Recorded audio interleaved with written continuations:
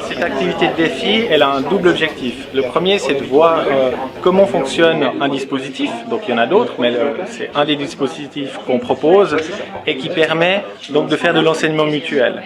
Donc ça, c'est le premier objectif. Et le deuxième objectif, c'est en même temps de se familiariser avec certains concepts, certaines théories qui existent là autour. Ce qu'ils sont en train de faire, c'est qu'ils sont en train de réaliser un défi. Et à chaque défi, ils ont une tâche à réaliser. Et cette tâche leur demande peut-être de découvrir, d'aller chercher en fait dans les ressources qui concernent en fait les concepts qui sont derrière l'enseignement mutuel. Et puis en faisant cette tâche, eh bien, ils voient comment fonctionne en fait l'enseignement mutuel, c'est-à-dire qu'une fois qu'ils ont réussi un défi, ils deviennent experts, et puis ils vont recevoir les autres groupes, les réponses des autres groupes, et ils vont devoir les valider également à leur tour. Donc du coup, ils vont devoir se poser la question, est-ce que la réponse de l'autre groupe, elle a du sens? Donc ils continuent d'apprendre, c'est pas juste en faisant le défi que ça s'arrête. C'est justement quand on commence à valider, en fait, qu'on se pose la question, est-ce que ça a du sens? Est-ce que la réponse a du sens? Donc on continue à creuser la question.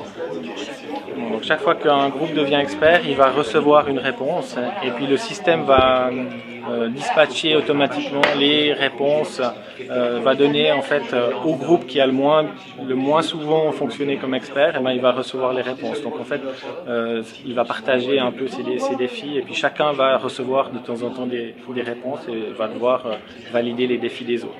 Et l'objectif, c'est que tout le monde devienne expert de ses compétences en ayant une fois répondu et puis aussi en ayant une fois corrigé chaque fois le travail des autres. Alors l'outil, effectivement, c'est Skilly, qui est donc une plateforme numérique, mais qui est, c'est pas tout numérique, donc c'est vraiment ce qui structure les échanges.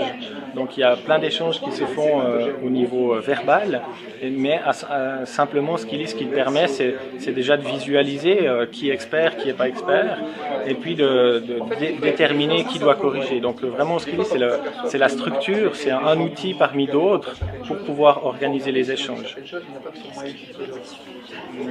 C'est inspiré des arbres de connaissances de Michel Autier et Pierre Lévy, avec justement cet arbre qu'on a un peu simplifié pour qu'on ait en fait un parcours d'apprentissage. Mais l'inspiration effectivement à l'origine, c'est les arbres de connaissances de Michel Autier et Pierre Lévy. Physiquement 100% femelle. Ça, c'est des trucs qui peuvent être